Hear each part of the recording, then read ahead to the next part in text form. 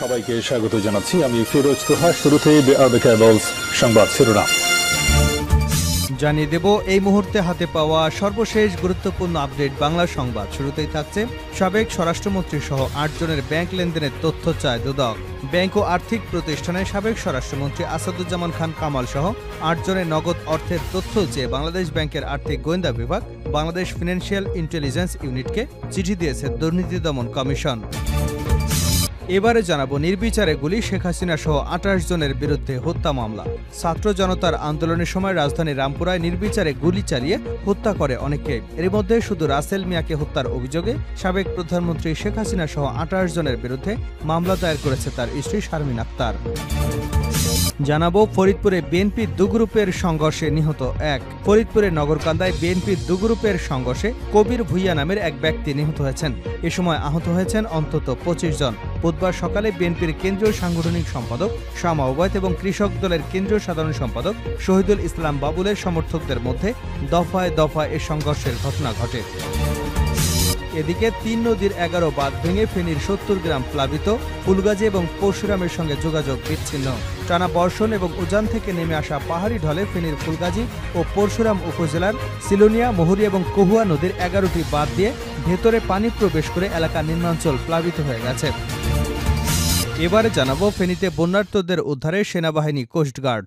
গত ৩ দিনের অবিরাম ভারী বর্ষণ এবং ভারতের উজান থেকে নেমে আসা পাহাড়ি ঢলের পানির চাপে সৃষ্ট বন্যা পরিস্থিতিতে আটকে পড়া ফেনীর পরশুরাম এবং ফুলগাজী উপজেলার বাসিন্দাদের উদ্ধারে নেমেছেন সেনাবাহিনী এবং কোস্টগার্ড। জানা গেছে ইতিমধ্যেই কুমিল্লা ক্যান্টনমেন্ট থেকে ১২টি বোট নিয়ে বন্যা কবলিত স্থানে পৌঁছেছেন। এছাড়া উদ্ধার কাজে সহায়তার লক্ষ্যে চট্টগ্রাম থেকে কোস্টগার্ড সদস্যরাও পৌঁছেছেন।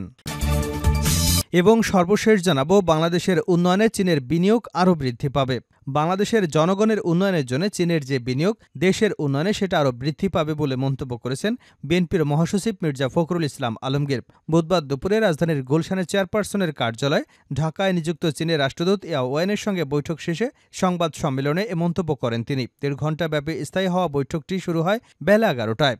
এতক্ষণ শিরোনাম শুনছিলেন, এবার বিস্তারিত। প্রিয় দর্শক, আপনি যদি এই চ্যানেলে নতুন হয়ে থাকেন, ভিডিওটি দেখতে দেখতে চ্যানেলটি সাবস্ক্রাইব করে আমাদের সঙ্গেই থাকুন। আর এই ভিডিও সম্পর্কে আপনি আপনার মূল্যবান মতামতটি কমেন্ট বক্সে জানিয়ে দিন। আর হ্যাঁ প্রিয় দর্শক, জানিয়ে দিন ভিডিওটি কোথা থেকে দেখছেন।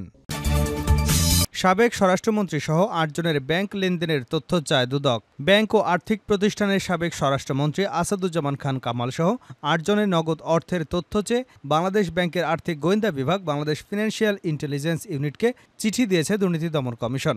বুধবার দুদকের প্রধান কার্যালয় থেকে এই চিঠি পাঠানো হয়। দুদকের ঊর্ধ্বতন সূত্র বিষয়টি নিশ্চিত করেছেন। সাবেক স্বরাষ্ট্রমন্ত্রী ছাড়াও আরও যাদের ব্যাংক হিসেবে তথ্য চাওয়া হয়েছে তারা হলেন সাবেক স্বরাষ্ট্রমন্ত্রীর ছেলে শাফি মুদাসির, মন্ত্রীর সাবেক পিএস অতিরিক্ত সচিব হারুনা রশিদ, যুগ্ম সচিব ধনঞ্জয় কুমার দাস, প্রশাসনিক কর্মকর্তা মোল্লা ইব্রাহিম হোসেন, সহকারী একান্ত সচিব মনির হোসেন এবং জনসংযোগ কর্মকর্তা শরীফ মাহমুদ অপু ও পুলিশের সাবেক ডিআইজি মোল্লা নজরুল। নিয়োগ বাণিজ্যে দুর্নীতির অভিযোগে গত ১৫ আগস্ট সাবেক স্বরাষ্ট্রমন্ত্রী সহ ৬ জনের বিরুদ্ধে অনুসন্ধান করে দুদক। আসাদুজ্জামান খানের নেতৃত্বে সিন্ডিকেটের মাধ্যমে নিয়োগ, পদায়ন এবং বদলি বাণিজ্যের অভিযোগ রয়েছে। দুদকের উপপরিচালক মোহাম্মদ জাহাঙ্গীর আলমের নেতৃত্বে একটি অনুসন্ধান টিম গঠন করা হয়েছে। অভিযোগ আছে সাবেক স্বরাষ্ট্রমন্ত্রী আসাদুজ্জামান খান এবং তার সহযোগীরা সিন্ডিকেট করে পুলিশ এবং ফায়ার সার্ভিসে নিয়োগ দিতেন। আসাদুজ্জামান খান স্বরাষ্ট্রমন্ত্রীর দায়িত্ব পাওয়ার পর থেকে ঘুষ হিসেবে বস্তা বস্তা টাকা নিতেন। পুলিশ, মাদকদ্রব্য নিয়ন্ত্রণ অধিদপ্তর ও ফায়ার সার্ভিস থেকে এ টাকা আদায় করা হতো। তৎকালীন অতিরিক্ত সচিব ডক্টর হারুনা রশিদ বিশ্বাসের নেতৃত্বে সিন্ডিকেটটি গড়ে তোলা হয়। দুদক সূত্র জানায় ফায়ার সার্ভিস এবং সিভিল ডিফেন্সের কোনো সার্কুলার হলেই মন্ত্রীর দপ্তর থেকে একটি তালিকা পাঠানো হতো। সেই মোতাবেক নিয়োগ দিতে ফায়ার সার্ভিসকে বাধ্য করতেন সাবেক এই মন্ত্রী। এক্ষেত্রে তিনি মোটা অঙ্কের অর্থ ঘুষ হিসেবে নিতেন। নির্বিচারে গুলি শেখ হাসিনা সহ ২৮ জনের বিরুদ্ধে হত্যা মামলা। ছাত্র জনতার আন্দোলনের সময় রাজধানীর রামপুরায় নির্বিচারে গুলি চালিয়ে হত্যা করে অনেককেই। এর মধ্যে শুধু রাসেল মিয়াকে হত্যার অভিযোগে সাবেক প্রধানমন্ত্রী শেখ হাসিনা সহ ২৮ জনের বিরুদ্ধে মামলা দায়ের করেছেন তার স্ত্রী শারমিন আক্তার। বুধবার ঢাকা মেট্রোপলিটন ম্যাজিস্ট্রেট আফনান সুমির আদালতে পরে বাদীর জবানবন্দি গ্রহণ করে রামপুরা থানাকে অভিযোগটি এজাহার হিসেবে গ্রহণের নির্দেশনা দেন আদালত। এ মামলার অপর উল্লেখযোগ্য আসামিরা হলেন সাবেক সেতুমন্ত্রী ওবায়দুল কাদের, সাবেক স্বরাষ্ট্রমন্ত্রী আসাদুজ্জামান খান, জাহাঙ্গীর কবির নানক, মোহাম্মদ আলী আরাফাত, তথ্য প্রযুক্তি প্রতিমন্ত্রী জুনায়েদ আহমেদ পলক ছাড়াও আরও বেশ কয়েকজন উচ্চপদস্থ নেতা।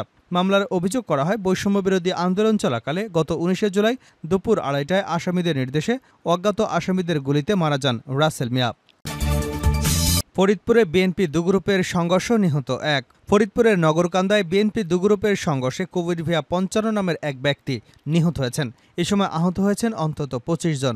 বুধবার সকালে বিএনপির কেন্দ্রীয় সাংগঠনিক সম্পাদক শামা ওবায়দ এবং কৃষক দলের কেন্দ্রীয় সাধারণ সম্পাদক শহীদুল ইসলাম বাবুল সমর্থকদের মধ্যে দফায় দফায় এই সংঘর্ষের ঘটনা ঘটে। মূলত কৃষক দলের কেন্দ্রীয় সাধারণ সম্পাদক শহীদুল ইসলাম বাবুলের পথসভা আয়োজনকে কেন্দ্র করে বিএনপির দুগ্রুপের মধ্যে সংঘর্ষ শুরু হয়। সংঘর্ষে নিহত কবির ভিয়া ৫৫ উপজেলা ছাগলদি গ্রামের আবুল বশার ভূঁইয়া ছেলে। তিনি বিএনপি নেতা শহীদুল ইসলাম বাবুলের সমর্থক ছিলেন বলেও জানা গেছে। আহতদের ফরিদপুর মেডিকেল কলেজ হাসপাতালে ভর্তি করা হয়েছে। প্রাথমিকভাবে কারো পরিচয় এখনও নিশ্চিত হওয়া যায়নি। নগরকান্দা থানার ওসি আমিনুর রহমান বলেন, কৃষকদের কেন্দ্রীয় কমিটির সাধারণ সম্পাদক শহীদুল ইসলাম বাবুলের পথসভা আয়োজনকে কেন্দ্র করে বিএনপি দুগ্রুপের মধ্যে সংঘর্ষে একজন নিহত হয়েছেন। আহতদের সংখ্যা অনেক। খবর পেয়ে পুলিশ পরিস্থিতি নিয়ন্ত্রণে আনে। নগরকান্দা সার্কেলের সিনিয়র সহকারী পুলিশ সুপার আসাদুজ্জামান শাকিল বলেন, ঘটনাস্থলে অতিরিক্ত পুলিশ মোতায়েন রয়েছে। পরিস্থিতি এখন স্বাভাবিক রয়েছে। এ বিষয়ে শামা ওবায়দকে তার ব্যক্তিগত মোবাইল ফোনে একাধিকবার ফোন করে যোগাযোগ করবার চেষ্টা করা হলেও তার কাছ থেকে কোনো সাড়া পাওয়া যায়নি। ৩ নদীর ১১ বাঁধ ভেঙে ফেনীর ৭০ গ্রাম প্লাবিত। ফুলগাজী ও পরশুরামের সঙ্গে যোগাযোগ বিচ্ছিন্ন। টানা বর্ষণ এবং উজান থেকে নেমে আসা পাহাড়ি ঢলে ফেনীর ফুলগাজী ও পরশুরাম উপজেলায় সিলুনিয়া মহুরী এবং কহুয়া নদীর ১১টি বাঁধ ভেঙে ভেতরে পানি প্রবেশ করে এলাকার নির্মাঞ্চল প্লাবিত হয়েছে।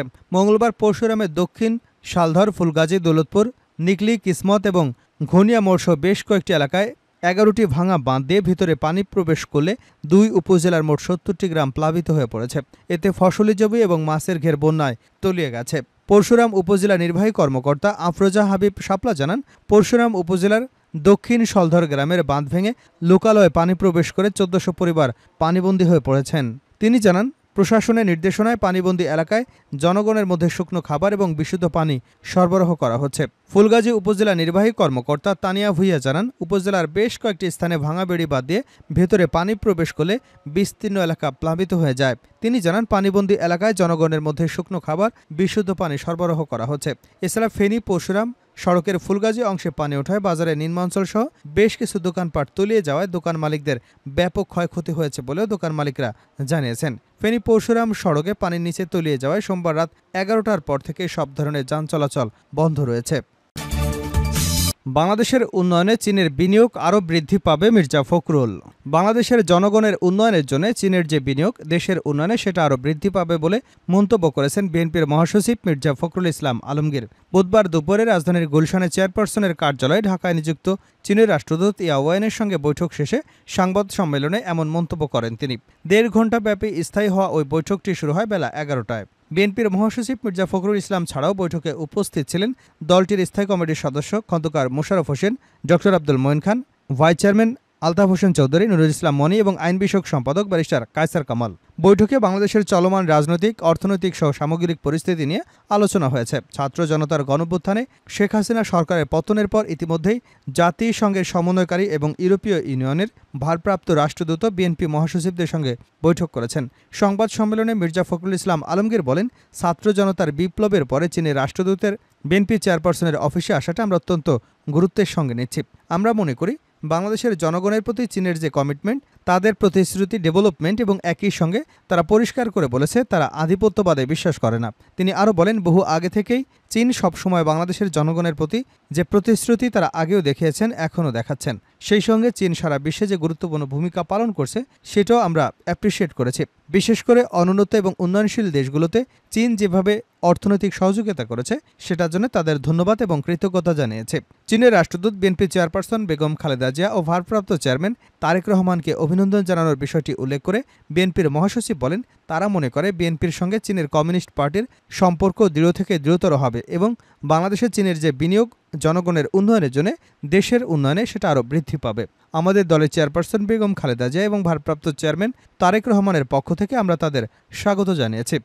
বাংলাদেশের অন্তর্বর্তীকালীন সরকারকে পূর্ণ সমর্থন এবং বাংলাদেশের উন্নয়নে চীনের সম্পৃক্ততার কথাও বলেন চীনের রাষ্ট্রদূত।